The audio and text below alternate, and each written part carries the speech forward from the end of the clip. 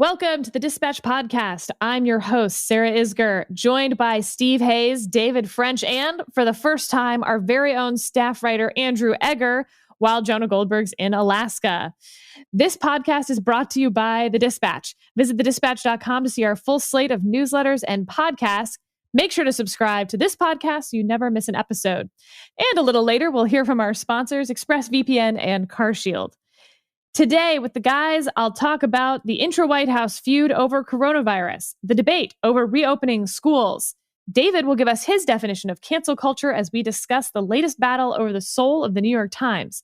And we'll end with a little election talk as Joe Biden goes up with ads in the newest swing state, Texas.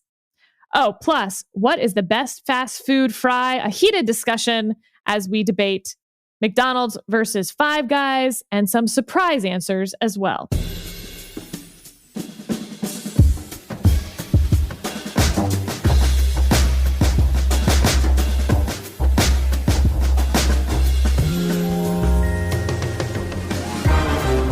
Let's dive right in. I guess we're going to start with what is maybe the strangest news of today. Peter Navarro, assistant to the president, director of the Office of Trade and Manufacturing Policy, published an op-ed in USA Today. Here was the title, and included in the op-ed: Anthony Fauci has been wrong about everything I have interacted with him on. And it ends with, so when you ask me whether I listen to Dr. Fauci's advice, my answer is only with skepticism and caution. Alyssa Farah from the White House Communications Department then tweeted, the Peter Navarro op-ed didn't go through normal White House clearance processes and is the opinion of Peter alone. Donald Trump values the expertise of the medical professionals advising his administration. Steve, this is incredibly strange. This is indeed incredibly strange. If something like this had happened in a previous administration, it's almost certain that the offending White House official would have been fired on the spot, taking shots at another, at a colleague. However, well, what's also strange is it's to me, as someone who used to be in this world, it would be strange for USA Today not to be in communication with the White House communications shop about an op-ed as well that was being published by an administration official. Yeah, although, I mean, that's a good question to ask you. If Navarro reached out to USA Today directly, would there be any reason for USA Today to reach out to the White House, or do they just assume that Navarro has a green light to take this clear shot, write a hit piece about his colleague? You'd think it would sort of accidentally come up, I guess, in my experience. Like, your USA Today reporter would be like, hey, so is there any backstory on this Navarro op-ed? And you'd be like, say what now? Yeah. Well, it's odd. It's odd for a bunch of reasons. It's odd because they're having this major public dispute where you've got a White House trade advisor effectively writing a hit piece on the administration, the person the administration and the president chose to make the face of the coronavirus response, giving him prime television time at the briefings, putting him on virtually every media outlet and in every media venue possible to help explain what the administration was doing. Somebody who's, obviously there's been tremendous tension between Anthony Fauci and Donald Trump from sort of the earliest days of the pandemic. But Fauci, messaging tension, but not necessarily personal grievance tension. I mean, I think there was personal grievance tension from Trump to Fauci. Fauci has been, it's been painful to watch him plead with reporters again and again and again not to make this a personality contest between Anthony Fauci and Donald Trump. I mean, he's literally said this at the beginning of interviews. Like, I'm going to give you a straight answer here, but please don't highlight the fact that it's contradicting what the president has said. That'll just cause problems. But, the strangest thing is Peter Navarro is a, 5-time failed candidate for elective office who sort of stumbled into the White House on the heels of his, protectionist trade policies that happened to overlap with Donald Trump's. He's not terribly liked within the White House. He's not very well respected by economists outside the White House. And the idea that this trade advisor would write a stinging hit piece on the top epidemiologist in the Trump administration in the middle of a global pandemic, it's the kind of thing that if I were to have said this to you 2 years ago or 5 years ago that this was happening, you would have called me crazy. Wouldn't have been believable. And then if I would have added that this person doesn't appear to be in danger of getting fired or really suffer any consequences, that would have been even more unbelievable. So you just wonder if what's next is, Elaine Chao writing an op-ed in the Washington Post, taking on Paul Nakasone, the head of the National Security Agency, for one policy or another, or Robert O'Brien, the National Security Council, writing a hit piece on Ben Carson because he doesn't like the housing policies. I mean, that's sort of where we are at this moment. Well, David, to stay on a theme here, we also have this Chuck Woolery tweet that the president retweeted. Chuck Woolery, the original host of Wheel of Fortune and perhaps most famous for hosting Love Connection, Woolery tweeted, "The most outrageous lies are the ones about COVID-19. Everyone is lying. The CDC, media, Democrats, our doctors, not all, but most, that we are told to trust. I think it's all about the election and keeping the economy from coming back, which is about the election. I'm sick of it." The president retweeted that to his over 80 million followers. And a lot of this, to me, turns around, like when you're talking about what hits home, the mask conversation. You have Republicans still far less likely to wear one than Democrats, 36% to 94% respectively, according to the Gallup poll that was released Monday. Why is the president undermining his own administration's messaging? And we'll get to schools in a minute, but just from a messaging standpoint, what is this accomplishing? Venting. I think this is venting. Undermining his own administration's messaging. I think that the key word in that sentence was his administration. It's not that, which is not always the same thing as him. And now, of course, those are often, they come into alignment and then they'll come out of alignment and into alignment and out of alignment. But I think what's happening there is that was a venting retweet. The president is very angry about the state of the debate on coronavirus. He's very angry about his declining polling numbers, which he's now, I don't know if you've noticed, Sarah, I guess in the White House, the style guide says Sleepy Joe and suppression polls, that all of the polls out there that show him trailing are really efforts at conservative voter suppression. So this just felt like pure venting from the president to me, an impulse retweet of the kind that he does constantly in his administration. But, here's the thing about the Chuck Woolery tweet on the substance of it, which reflects to what you were talking about with the difference between Republicans and Democrats on an issue like masking. Honestly, the masking culture war, I've said it before, I've said it again, it's perhaps the dumbest and one of the most destructive things I've seen in my entire life. And I've spoken to a lot of conservatives who live in blue states.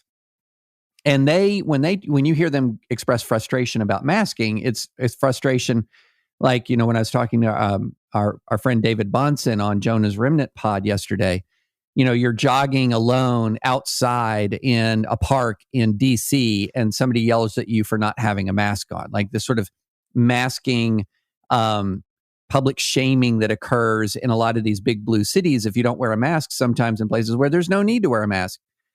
And I said, you need to come where I live. And there is a lot of performative anti-masking. There is a lot of performative hugging, performative refusal to engage in social distancing. It's there. It is pervasive within the culture. I mean, I just watched, I just moved from a town of Columbia, Tennessee, up to Franklin. So Columbia is where I'd lived for 12 years until 2018. And the mayor of the county is saying, no, we're not going to require masks because it's a liberty issue. And you're thinking, which liberty interest is served here? And I wonder now, can I walk naked down the street of Columbia, Tennessee, which is an act of expression, I guess, if not wearing a mask is an act of expression. And let's just see if public decency statutes are David, on behalf of the Dispatch subscribers, please do not express yourself in that way. I'm feeling censored right now. We don't want that expression. And frankly, I don't have the money for your bail right now. So, well, okay. With great reluctance, I shall comply. But again, we've reached a point where we have to find something to fight about. And look, I get it that some of the masking messaging was conflicting early on. I get it that the Surgeon General, no less authority than the Surgeon General of the United States, said, don't worry about masking. I get it that some of this stuff, which was really, hey, save the masks for the people who are on the front lines combating this because we don't have enough, turned into, you don't need them. I get that that was all wrong. I also get that this is a novel coronavirus. Knowledge evolves. We're learning a lot. And it's pretty darn plain that those communities that social distance and wear masks pretty universally tend to do better. I mean, there's a reason why Japan, Taiwan, South Korea, Hong Kong have come through this despite their proximity to China so much better than us, so much better than us. And yet we have a culture war over this. And it's, people made fun of a lot of these Black Lives Matter protesters and rightfully critiqued all these epidemiologists who said, oh, okay, well, I'm against public gatherings except this public gathering. And we all said the virus doesn't care. Well, you know what? The virus doesn't care if you're not wearing a mask because of freedom. The virus doesn't care. And what's particularly pernicious about it, because wearing a mask is about protecting other people, not yourself. The virus doesn't care that you think you're being brave. It doesn't care about that. It's going to go ahead and infect the other people around you. And that's what's particularly selfish. It was a great Economist headline. You may be done with coronavirus, but coronavirus isn't done with you. I thought that was charming. Andrew, I want to talk to you about schools, but let me read you some fast facts about America's elementary, K through 12 schools. We have nearly 51 American kids in public elementary, middle, and high schools, plus 6 million in private schools. About 27 million Americans, roughly 16% of the workforce, are dependent on childcare, including schools, in order to work. And 1.5 million U.S. teachers, about 1 in 4, are at a heightened risk of serious illness if infected with coronavirus, either due to existing health conditions or age, according to a Kaiser Family Foundation study. What has your reporting told us about reopening schools and where the debate lies on each side?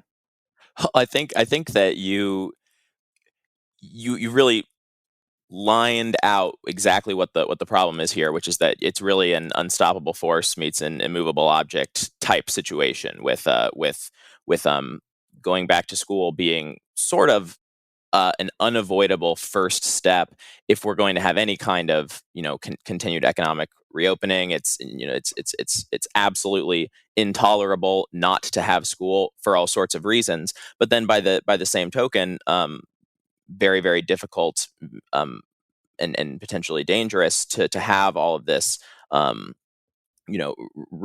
resumption of mixing and intermingling among kids. Obviously, schools are doing everything that they can to put plans in place now in order to have some semblance of distancing happen among kids when they go back. Obviously, we have heard some potentially encouraging things about spread among children. About it's obviously not the virus itself is obviously not as dangerous to children, and there have been some encouraging signs even about their ability to transmit it, between themselves and the adults in their households. But the real problem right now is that fall is coming. It's a lot closer now than it was when we were having these conversations in April and May. But we still don't have enough of a sense of exactly what the pandemic's going to look like, 2 months from now, a month and a half from now, in order to really be able to know what best practices are going to be.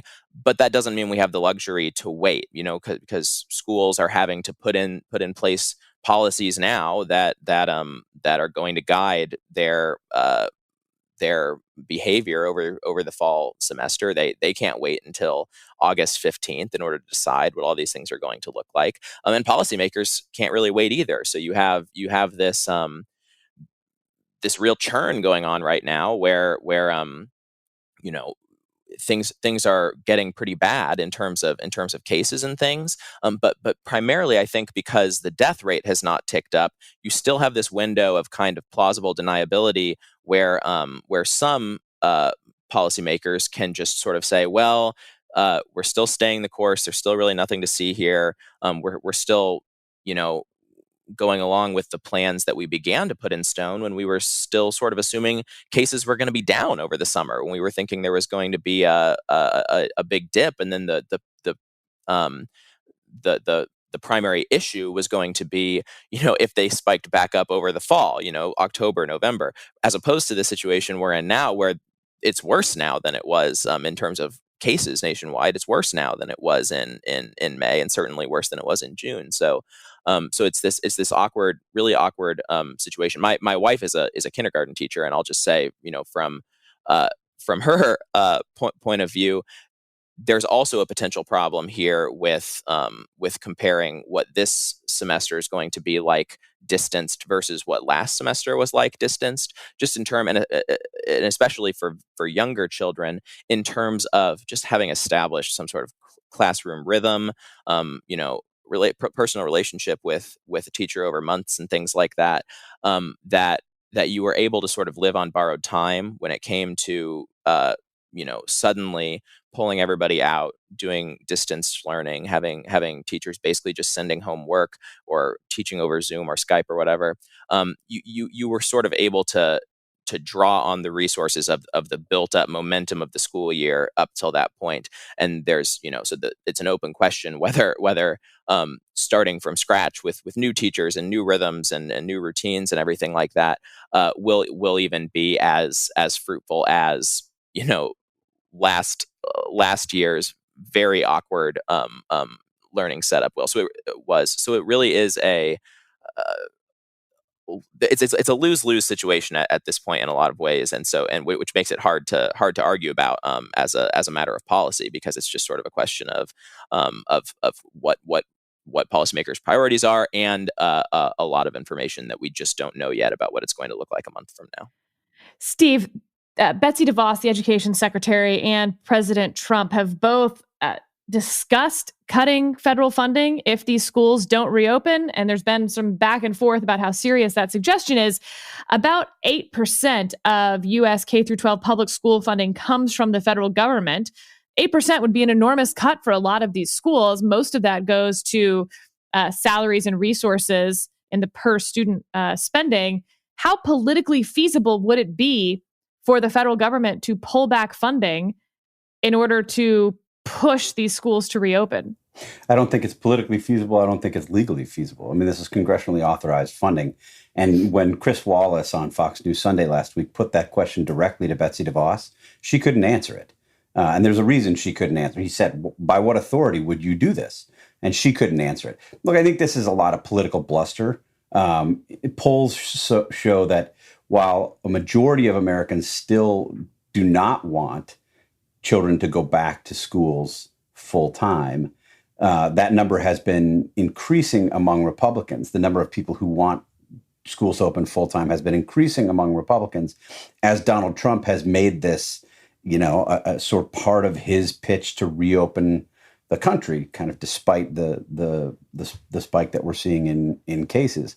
And I think this, I don't know whether it was, sort of part of a broader strategy, or whether this was something that the president just kind of barked out, and now the White House is scrambling to come up with ways to do it. But I don't think it's a feasible thing. I don't think we'll see it, and I think you'd see. I think you'd actually see some pretty strong pushback from congressional Republicans on that, particularly those who are not in the sort of crimson red districts up this fall, would say, yeah, you know what? We don't really think it's a great idea to insist that everybody go back to school, or to threaten withholding funding to make it so. Just to follow up on that, I mean, there was a time, I remember when Republicans were actually in favor of getting rid of the Department of Education, saying that the federal government shouldn't be the ones funding state and local schools. That should come from state and local governments. And yet we haven't heard anything really from congressional Republicans on this threat to pull funding. some conservatives still are in favor of getting rid of the Department of Education, and I would count myself as one of them. No, I mean, I think that's right, and that's where I think congressional Republicans will not volunteer to jump out and contradict the president for fear of, Twitter reaction against them, singling them out. And that is a powerful fear. You hear about it every time you talk to congressional Republicans. They don't want to be singled out by the president. They don't want to be on the receiving end of his tweets. So I don't think you're going to find many people who are, at this point at least, eager to pick that fight with the president.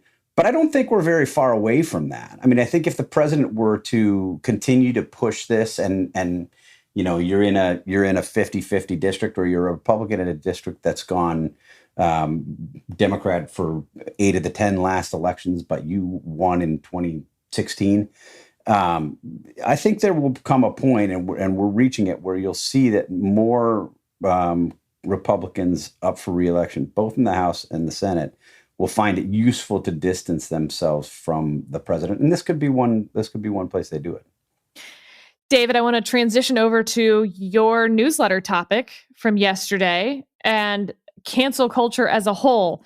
You and I were discussing, you've come up with sort of a definition of cancel culture to answer both, on the one hand, we've seen people call out any criticism that they don't like as cancel culture. And on the other hand, we've seen people get fired from their jobs for things that they did years ago, or things that weren't even particularly against social norms. So what has become your definition? And then we'll dive into a little bit about the hill of beans this week. Yeah,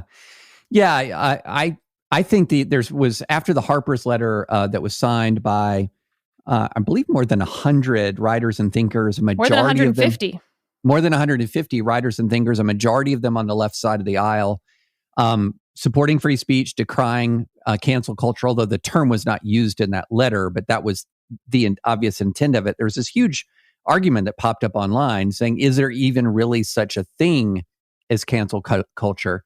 And there was a little bit of a back and forth between two of my friends, Ken White, my law school classmate, great guy, great friend, who was sort of on the side that says, I don't think cancel culture is that much of a thing. And he tweets under Popat, correct? Correct. He's under Popat, which is an interesting story as to how he had Popat as his Twitter name. But then Nick Christakis, who came to prominence several years ago when students tried to cancel him at Yale. And he responded, and I liked this definition. He said, here's my proposed definition of cancel culture. 1, forming a mob. 2, to seek to get someone fired or disproportionately punished. For 3, statements within the Overton window. In other words, this is within the Overton window means within the realms of acceptable mainstream discourse in the United States. And then extra points if the, quote, mob willfully misinterprets the original statement or narrows the window beyond all recognition. And I just added an addendum in my newsletter that points 1 through 3 in true cancel culture are typically accompanied by overt cruelty and malice, including a desire to inflict pain on their targets. And I think that's a very good definition. Are you seeking to get somebody fired or disproportionately punished for engaging in mainstream American political discourse?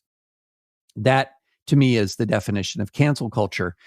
And, so what's happening, I believe, is that in many places, and it's often now more sort of what you would call blue on blue fratricide in elite progressive institutions, which may be one reason why so many center left voices, and some of them pretty darn hard left, like Noam Chomsky or Gloria Steinem, raise their voices in favor of free speech, because this is a malady that is beginning to really that's permeate through a lot of progressive institutions, where there's a cohort of people who are saying, no, we've decided what is right and true.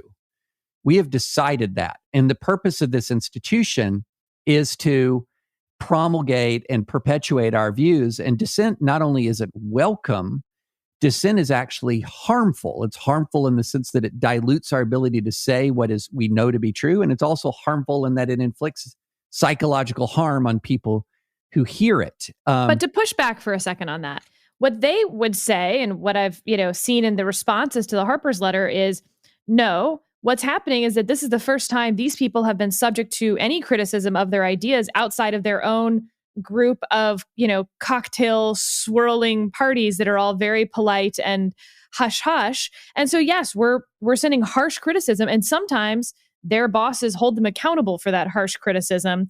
And all this is the reflection of the conversation broadening to more people, more diverse voices who have been shut out of these conversations in the past, and that these people with enormous platforms and the ability to sign a letter in Harper's, it takes a lot of gall to then say that they're being silenced. So how does that fit into your definition? So first, the idea that any of these people have not faced harsh criticism outside of their cocktail swilling comrades is just completely ludicrous. These are people who've been in the rough and tumble of political debate for years and years and are saying something substantially is changing beyond me being criticized. All of these people have been criticized. All of these people have been in some quite intense political and cultural and religious debates over the years. There is a difference between criticism and an attempt to terminate or intimidate. That's the line that I say. Because look, I mean, as I wrote in my newsletter, critics will say, after all, aren't boycotts, calls for terminations, firings, and insults, aren't they the exercise of free speech? No one has a right to a position at the Times. And this isn't the government censoring people. It's just, as you said, it's cancel culture is just the name that powerful people give to vigorous criticism by the previously powerless. But the question I have is, what is attempting to happen here? Is it to rebut, or is it to exclude? Is it to debate, or is it to intimidate? If you're using your free speech, not an attempt to rebut a bad idea, but to exclude someone from a forum, if you're using your words not to debate a human being, but to try to inflict pain on them in the hopes that they shut up, that's different. And I feel like a lot of these folks are just flat out gaslighting when they say, no, here's what we're really doing is you're really facing serious criticism for the first time. No, these guys can defend their ideas. They absolutely can defend their ideas. What they're terrified of, and like what a Yale professor told me, a tenured Yale professor told me when he talked about how he's scared of his own students, is he's terrified of them saying horrible and false things about him that will destroy his reputation in an attempt to maintain his silence. That is not just vigorous criticism. And I think that this is classic Mott and Bailey. These guys... go ahead. David, can I push back on that with a specific example from the past few years on the right? You remember Milo Yiannopoulos was invited to speak at CPAC in 2017. The original argument for inviting him was a free speech argument. We should hear his arguments. He's an important voice in the conservative movement. We might not agree with him, but everybody should hear him. That was the match slap argument. A lot of people didn't think so. I don't think so. I was perfectly happy to see him excluded from CPAC. I don't think he should have that forum. Didn't bother me at all when Breitbart cut ties with him. I think he's an odious person who makes horrible arguments. I don't necessarily want to even engage some of his ridiculous arguments, quasi-defenses of pedophilia, the kind of race baiting stuff that we saw from him. Why isn't it good that he's not part of these debates? And isn't it a waste of time to engage somebody like that? By engaging somebody like that, aren't we just elevating him and giving him a bigger voice than he ought to have? Well, Steve, let me refer back to the original definition of cancel culture, point 3. So you have point 1, forming a mob to get someone fired or disproportionately punished. 4.3, statements within the Overton window. But who defines that? Well, I know defensive pedophilia is not there. So as we have said, we talked about this last time. Yeah, there are difficulties in line drawing. There are not difficulties in saying that Barry Weiss is within the Overton window or not within the Overton window. There's not difficulty in saying that defenses of pedophilia are outside of it. And so what we can have the conversation about line drawing when we have a fact pattern that is tough. But what we keep having is attempts to cancel or attempts to disproportionately to intimidate people, where the call isn't hard. And then when you say, hey, this is wrong, how you're treating this person here, this person right here who is within the mainstream, then the answer to that is not, well, then what's the line? Well, we'll talk about the line when it's close. This guy is not there, or this woman is not there. And Milo Yiannopoulos was not in anywhere close to what any decent set of conservatives should consider to be within the Overton window. And so I do agree. I do hear you, Sarah, that there is a line. There is a line, and it's not always going to be easy to find. But it is easy to say Bari Weiss is in it and Milo Yiannopoulos is out of it. Andrew, I want to talk about Bari Weiss here. So she published a 1,500-word letter to New York Times publisher Sulzberger. She said she was the victim of persistent bullying within the organization and warned that Twitter has become its ultimate editor, referring to the Times. McCarthyism that has taken root at the paper of record.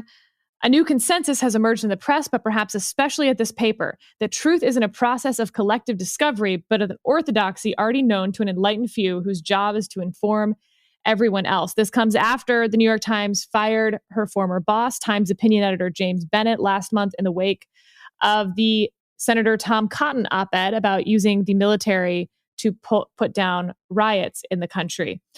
Andrew Sullivan also announced his departure from New York Magazine.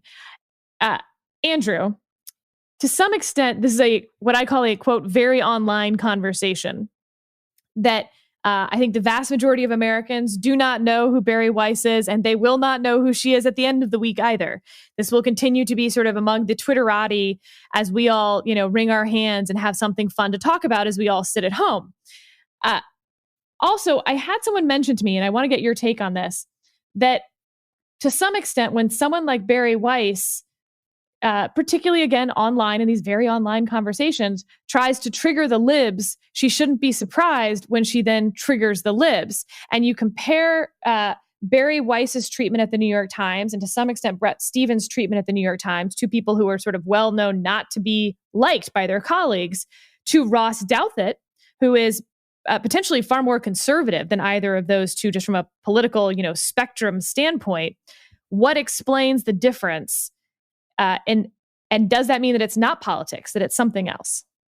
Well, so this question is sort of bait to me because Ross Douthat is maybe my favorite columnist in the world, and I'll never say anything but super nice things about him. And I will say that I don't know Bari Weiss or Bret Stephens, like I know you do, David, and you do, Steve.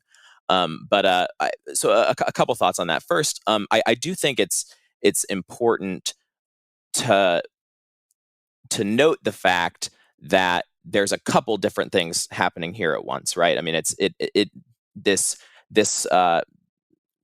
Bari Weiss was not fired. She resigned, and she resigned because of what she says is a oppressive culture of thought at the New York Times. And so what that clearly touches on all of these broader cancel culture questions that we're talking about. But it also is, maybe first and foremost a workplace dispute. I mean, it's an issue of a specific culture that we don't necessarily have perfect insight into, because we have her side of the story, we've had other people's sides of the story, and clearly there's a lot of malaise, like interpersonal malaise, happening there, that may or may not make it harder to draw these broader cancel culture style lessons from. But I do think you say this is a very online disagreement. Like you say, it is true that if you hadn't heard about Bari Weiss before, maybe a few more people have now, but it is largely taking place, this whole discussion, within a context of people who already had knew the ins and outs of the New York Times editorial board like the back of their hand. This very small subset of a subset of a subset of the American population. But I do think it's interesting that these conversations do tend to have downstream effects for conversations that we will, have more and more of. I mean, it does matter what op-eds are published in the New York Times, what positions are considered acceptable to publish in a paper of record like the New York Times. And I do think that that's where a person like Barry Weiss has a substantial point, because I'm not waiting with bated breath to read every Barry Weiss column, or it's not. It's not a great source of pain in my life that she will no longer be writing there. But I think that the question of what a lot of her detractors, or somebody like Bret Stephens' detractors, the arguments that they make is that they just don't find her writing very interesting, or they don't think she's bringing anything particularly scintillating to the table. And that, I mean, whether or not that's the case doesn't disqualify her from making those sorts of arguments about what's happening at the Times. And it is a disservice if like you say, David, with the Overton window, if that is shrunk so drastically at the Times that arguments that were seen to be completely, at least within the realm of grappling with just a couple of years ago, are now seen as just sort of like violently unacceptable and entirely off the table. And the last thing I wanted to say, and this has been sort of disjointed, so I apologize for that, but the question was a little vague, so I'm allowing myself. The fact that these conversations are happening largely out of the view of much of the American public doesn't necessarily mean that they won't have ramifications for a lot more people than are necessarily paying attention to this open letter or that open letter right now. Just because they do reshape, in seen and unseen ways, the media landscape that the people who do push forward the conversation that for want of a better word, trickles down to people who pay less attention to media. This today's open letters become tomorrow's op-eds, become the next day's sound bites, become the next day's memes. The fact that there's this reorganization happening, perhaps a little further down the road, causes one group of people on the left to sort of continue to ossify in a very narrow and strict set of political opinions, but it also potentially creates space for some people on the left to be a little bit more, flexible and open about, again, these relatively narrow questions of acceptable discourse of the Overton window. If you see new organizations like Persuasion that was just started up recently, apparently Andrew Sullivan and Barry Weiss are have something else up their sleeve when it comes to some new outlet, and obviously, we know a lot about starting up new outlets to try to shape the conversation in subtle ways around here. But these things will have downstream effects. It's just a little hard to see what exactly those are right now.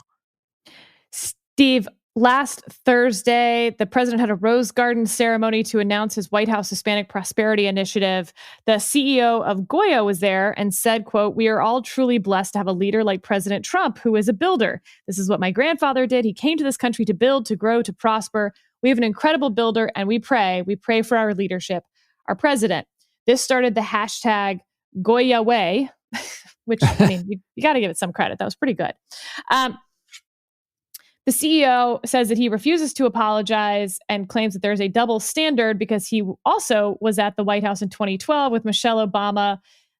Sorry, not the White House, an event in Tampa, but with Michelle Obama to promote the former First Lady's healthy eating initiative. But to your point, maybe this isn't something outside the Overton window, but plenty of times conservatives have said, well, so-and-so is doesn't support things that I support, so I'm not going to buy their product anymore. Why is that not considered an acceptable form of expression? Yeah, I think a lot of times it is. And I think, David, correct me if I'm wrong, I think this was in your newsletter yesterday. I mean, that you can have speech and counter speech. I mean, you can make those kind of points in a way that doesn't rise to the level of what I think we probably would all agree is cancel culture. And I would say that, look, the Goya boycott is one of them. I mean, there are other boycotts that are taking place all over the place. The left does it. The right does it. I will just state for the record that Goya products are fantastic. I buy as many of them as I can, not because the head of Goya supports one political party or another, but because the stuff is just really good if you're into that kind of food. But it is kind of a counter speech. I think that the more troubling thing about the Goya boycott is it is another example of how everything in our entire country is politicized. I mean, now you've got, Ivanka Trump holding up a Goya can, suggesting that people buy Goya products because this guy said nice things about the president. And you've got, left-wingers who don't want to buy it. This happened with Chick-fil-A. It's not new, but I mean, it happened with the Dixie Chicks before Chick-fil-A. That's right. It happened with Disney in Christian circles before the Dixie Chicks. Yeah, it's not new. I do think it's much more pronounced than it used to be. I mean, everybody's, wearing a red jersey or a blue jersey, or seemingly everybody's wearing a red jersey or a blue jersey, and they're making decisions about every aspect of their lives based on that. Now, I'm exaggerating. It really isn't everybody. I think there's a perception that it's everybody because this is what gets covered in the media. This is who you see on social media. This is what you see on Twitter, which again is just a small slice of the American population, but these are the kind of fights that you see on Facebook, in the comments there. It's not as prevalent as I think it sometimes appears, but I think it's a growing phenomenon. And I think more and more people are deriving their personal identity from their political affiliation and then making decisions accordingly. And it's maybe also fair to say that whereas previously it was a little bit more of like a pundit sphere type thing, you didn't necessarily have as much direct participation in this sort of silliness from actual political leaders. I mean, you certainly wouldn't have like the president of the United States and his immediate family hopping in to talk about, to hold up a can of beans, for the latest fight over these things. You wouldn't necessarily have people as prominent as Ted Cruz hopping on every one of these little flare-ups in the culture war. So at least higher visibility when it comes to things like that. Can I ask you guys a question that totally puts you on the spot? Are there any products you don't use or things you don't participate in because of how the company acts or the stands the company takes or something to that effect? I can't think of a single one. TikTok comes to mind for me. I have refrained from installing TikTok because of all it's a big sacrifice because otherwise you'd be doing these little dance videos. It would be great. I wouldn't be recording. I'd be a TikTok lurker. I was a talk lurker and I deleted it last week at when my husband read me one of the stories on how China's using it. I don't know that I count that though. That's not for their speech or political beliefs or anything else. That's because they're spying on me. I am very anti-boycott. I mean, I grew up in this culture where, you'd get mailers from Christian activist organizations. We're boycotting Disney now. We're boycotting this. We're boycotting that. And like, this was a part of religious right activism for a long time, and to an extent but David, still is. Do you do reverse boycotts? Like, were you more likely to go to Chick-fil-A while the left was making that a boycott on their side? Like, then the right sort of anti-boycotted and had more Chick-fil-A? I'm more amenable to a boycott than a boycott. In other words, like, okay, I'm going to try to prevent somebody from being canceled politically. I'm more amenable to that. But, I got in trouble. I gave a speech at a pro-life convention several years ago, and I made the mistake of walking up there holding a Starbucks cup of coffee. And after I got down from the speech, the first thing that happened is several people swarmed to me. Why on earth were you walking up there with a cup of Starbucks coffee? And apparently, Starbucks corporate had done something to support the pro-choice cause. I didn't know. And they said, there's a coffee shop down the street. And I said, okay, do you have the dossier of the political beliefs of the owner of that coffee shop? Can you please provide me with that? Because I need to know if he's worse. And, at this point, it's just, I watch basketball to see basketball. I watch a movie to see the movie. I don't watch a movie to endorse the actors. I don't watch basketball to approve of all of LeBron James's political positions. People are complicated. They do good things, they do bad things. And, let's just take LeBron. I don't like LeBron's statements on China. But if you're going to say net, is LeBron James a force for good in this country? Man, the dude is a pretty incredible citizen of this country. I mean, taking his cultural influence and the way he's poured it into education of kids who don't have much of a chance, who's provided college educations. He's an outstanding example of a husband and father and family man who became ridiculously famous at 19 years old and has lived this incredibly exemplary public life through adverse circumstances. Yet I'm supposed to not watch basketball because he has bad opinions on China. I'm just over it. I'm over this boycott. He's probably a top 25, basketball player too. To the listeners who can't see our chat, right over my right shoulder is a poster of LeBron in full flight. The GOAT. The GOAT. Let's take a quick break to hear from one of our sponsors today, ExpressVPN. Ever searched for something online you wouldn't want others knowing about? I know, you're thinking, why don't you just use incognito mode? Let me tell you something. Incognito mode does not hide your activity.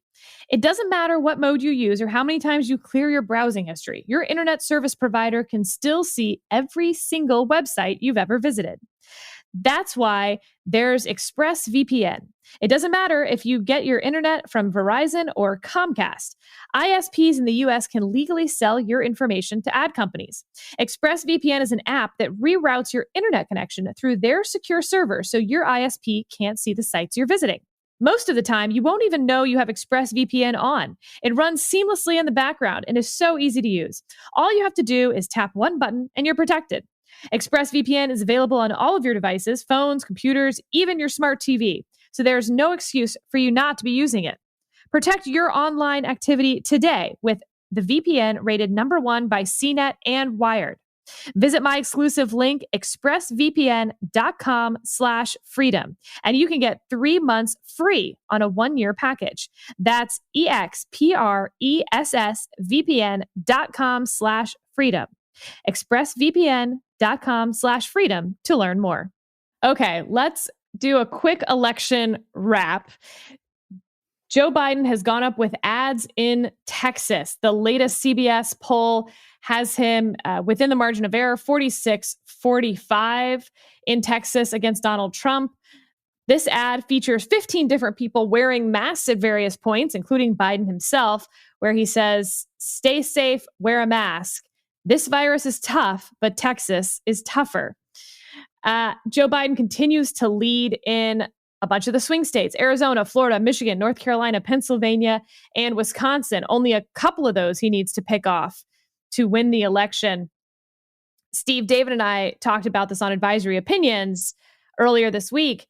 There seems to be a debate within the Biden campaign of whether they should try to expand the map past what they need to win the presidential election, both to build a mandate, also to win the Senate, and also just to do it because it's fun.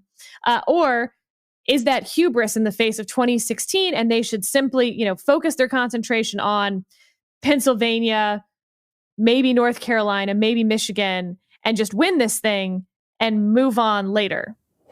Yeah, you're right. There is a debate taking place inside the Biden campaign. It's also, according to a very good article by Jonathan Martin in the New York Times just a couple days ago, taking place in the Democratic Party more broadly, where you have Senate campaigns in, maybe what would be considered reach states, pushing the Biden campaign to extend its efforts to those states so that they might sweep in on Biden's coattails if he has any, if these numbers continue. Look, I think everything you need to know about this current state of the race is that Joe Biden is running ads in Texas that are basically glorified public service announcements to do smart things about the pandemic. I mean, they're not even really making a big case on behalf of Joe Biden. They're just saying basically, don't be an idiot with your masks. That's pretty significant. And you have Donald Trump both running ads and now going to Georgia to campaign. I mean, those two facts alone tell you where we are 3.5, slightly more than 3.5 months out from the election. There's another, I think, very significant data point. And Sarah, you brought it up on the emergency podcast last week that you all did on, I think it was Wednesday, with the Supreme Court decisions that came down. You started with a little political discussion, and you looked carefully at the difference between voters who strongly disliked Trump and strongly disliked Biden, and concluded that Biden has an advantage there. And there's polling to suggest that. There's another poll. This may be the one that you were making reference to, but it's a Democracy Fund poll, co-sponsored by UCLA. And it looks at the voters who dislike Trump more than they dislike Biden. The share of voters rating Trump or Biden very unfavorable. And the share of Biden voters who find Trump very unfavorable is 80% of them. So huge, 4 in 5. The share of Trump voters who find Joe Biden very unfavorable is just 53%. So slightly over half. That gap, I think, is likely to be a significant factor if we see Joe Biden win handily in November. And the final point I'll make and very different, by the way, than 2016. Total. Yes, the opposite. I mean, Trump, I think it was 55 to 20 something. Trump won people who didn't like both candidates. There's a very different dynamic here. You just don't have, I think it was Dave Weigel, who's a reporter with the Washington Post, went and looked at the book catalog of Regnery Publishing, which is a conservative publishing outfit that, commissions and publishes books, often critical of Democrats and their candidates. And I don't remember the exact breakdown, but there were dozens of anti-Obama books, many, many anti-Hillary Clinton books in their catalog. And here, just a few months out from the 2020 presidential election, there is one anti-Joe Biden book. So the anger and the frustration that so many on the center right felt towards Barack Obama and Hillary Clinton just doesn't really exist. Now, the Trump campaign is going to do everything it can to make that happen, to foment that anger, but they're not having much luck right now. Final point real quickly. If you look at the electoral map and you sort of, there's a website called FHQ that does a very good job of analyzing the Electoral College, and assigns basically like every state to one candidate or the other. And 112 days until Election Day, which was yesterday, they show that Biden would win if the vote were today 352 electoral votes to 186 electoral votes. So this, again, we've talked about it before, but and it's a snapshot and all of the caveats that apply. But this is an ugly, ugly map for Republicans, for Trump supporters, for anybody who works and supports the White House, and for Republicans in Senate and in competitive House races. This is sort of 5 alarms here. Andrew, I talked to a Republican political consultant who has a Senate race or two on the map this time. He said the chances of Republicans keeping the Senate in 2020, less than 15% in his mind. What is your handicap at this point? Oh man, well I'm bad with math, so I'm not gonna venture a number, but I do think it's interesting to me how I think a lot of Republicans internalized the lessons of the 2018 election as, oh, this, we can do fine here. We can be, Trump's very unpopular in a lot of places in the country, but we can make it through a Trump election and do fine in the Senate. And it was just sort of like one more seeming data point in the long list of data points that the normal rules of politics don't apply to Donald Trump.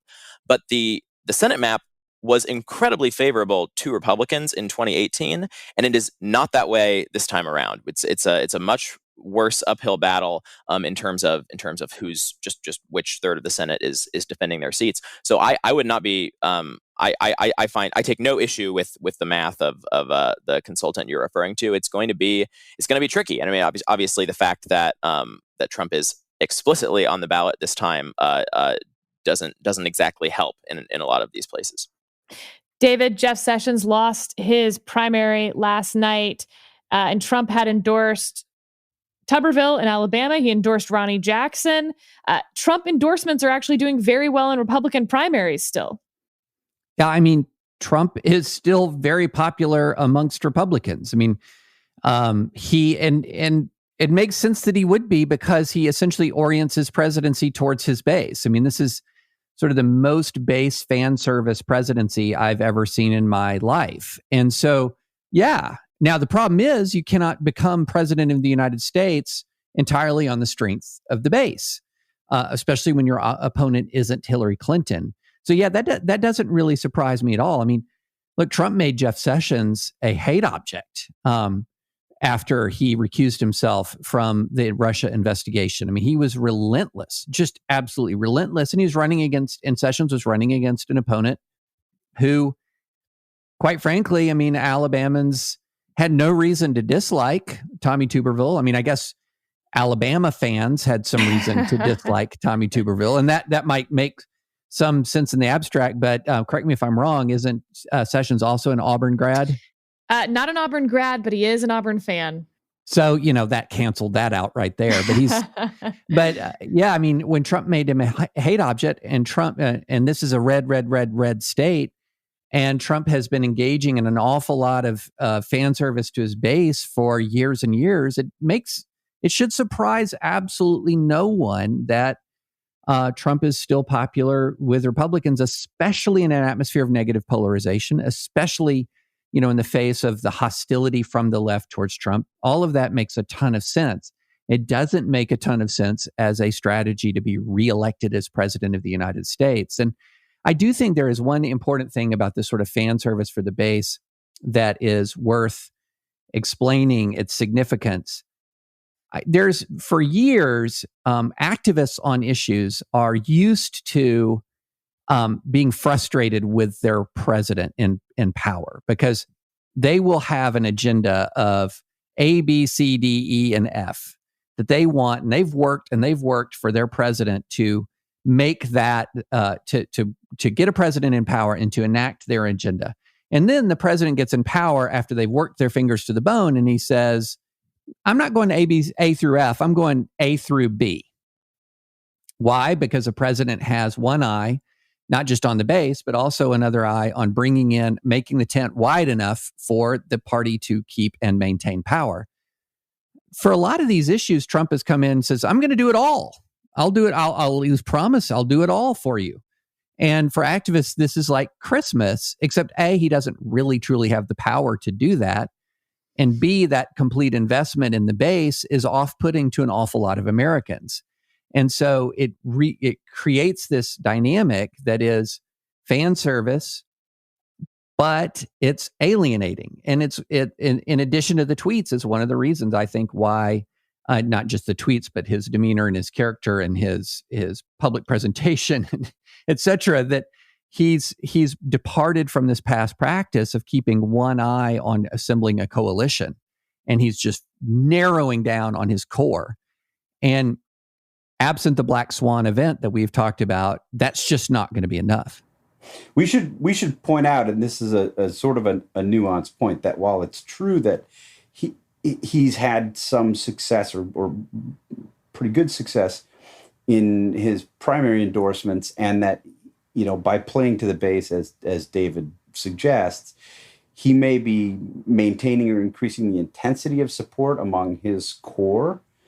He is losing supporters sort of on the margins among Republicans. Mm-hmm. And it's one of the reasons that his public polling nationally and in these battleground states is slipping. He used to have pretty consistently support among Republicans in the low 90s. We've seen polls with his support pretty regularly here for the last 6-8 weeks, with numbers of his support among Republicans in the 80s. I think I saw one at 76%,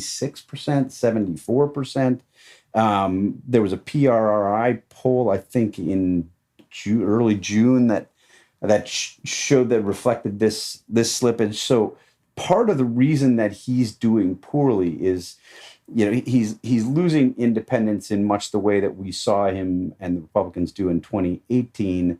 But he's also losing what might have been marginal Republicans or reluctant Trump supporters from 2016. And he can't afford to lose them. I mean, his base is not enough, as David says.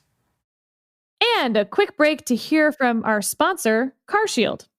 Computer systems in cars are the new normal, from electronically controlled transmissions to touchscreen displays to dozens of sensors. But you can't fix any of these new features yourself. So when something breaks, it could cost a fortune. And now is not the time for expensive repairs. CarShield has affordable protection plans that can save you thousands for a covered repair, including computers, GPS, electronics, and more. The people at CarShield understand payment flexibility is an absolute must right now. Monthly plans can be customized to your needs with rates as low as $99 a month. No long-term contracts or commitments. CarShield gives you options others won't. You get to choose your favorite mechanic or dealership to do the work, and CarShield takes care of the rest.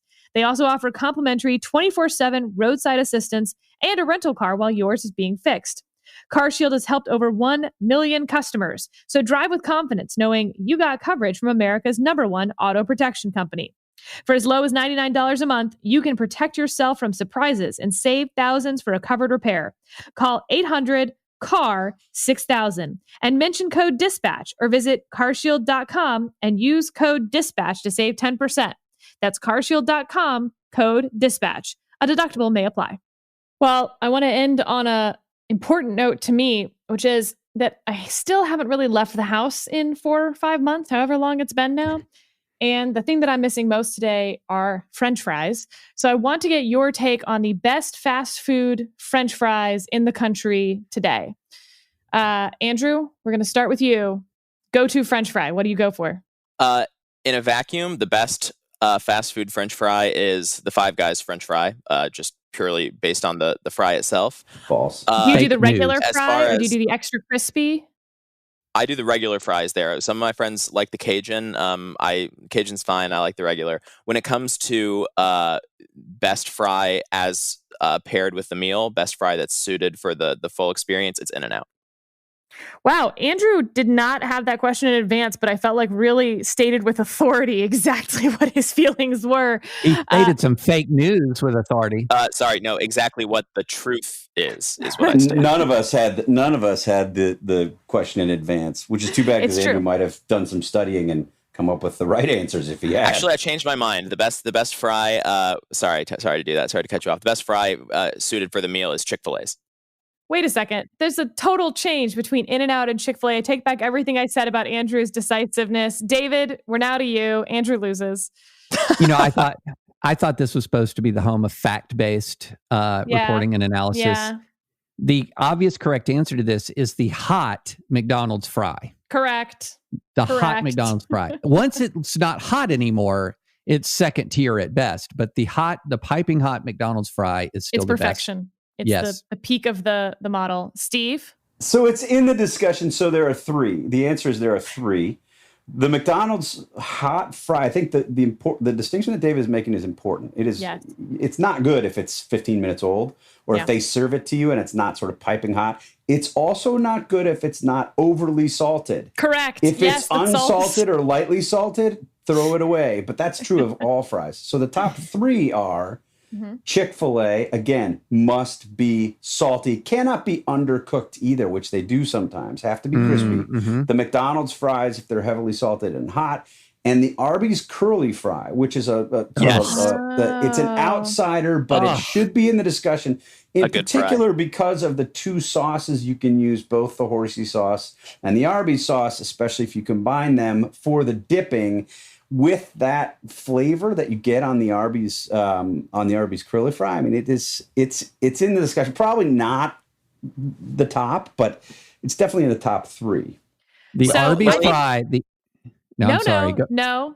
The moderator gets to speak. So first of all, the Chick-fil-A fries are not good because there is too high a percentage where they are either undercooked or undersalted, which makes it not worth even the risk for me. The McDonald's fry is a good, I mean, yes, if I'm on a road trip, I'm stopping for the McDonald's fries and just hoping that they're hot.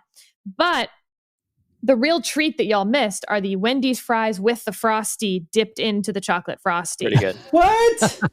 Yeah. Pretty good. What? Yeah. Mixing your Frosty with no, that's a that is an abomination. That is. Wait, Steve, you don't do that? What's wrong with you? You're wrong. No, it's wrong. You don't want your sweet mixed up with that. That's. But I think you guys are all juggling. You're juggling like several different things because you're making all these points about how different fries are better or worse under certain conditions. And while I agree the McDonald's fry is immaculate at that exact vanishingly small moment right after you get them out of the bag, that's completely divorced from the human experience of eating them, where you get maybe 2 or 3 good ones in there. Which is why, again, I come back to the Five Guys fry, which is the as far as human experience of a meal is concerned, you're never going to get a bad French fry at Five Guys, and you can eat them until they are cold and soggy, and they're still very delicious. That is number one, I just want to go on record as saying that the Arby's curly fry is the abomination that causes desolation as foretold in the book of Daniel. False. And that the Five Guys fry is way the proportion of, and I love me a Five Guys burger, but the proportion of the fries that are just downright soggy is unacceptable. Interesting. So, David, I have a tip for you. This is what when I was pregnant, I made Scott get us Five Guys pretty frequently.